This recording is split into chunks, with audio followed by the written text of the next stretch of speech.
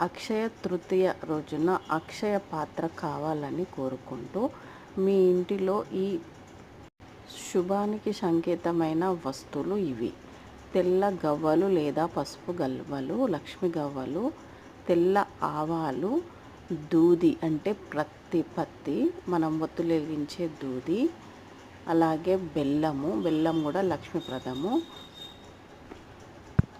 ఉప్పు, దొడ్డుప్పు లేదా సన్నుప్పు, సాల్ట్, పసుపు, కుంకుమ,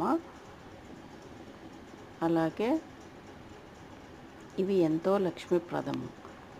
లేదా బంగారము, వెండి వీటిల్లో ఏదైనా తీసుకోవచ్చు.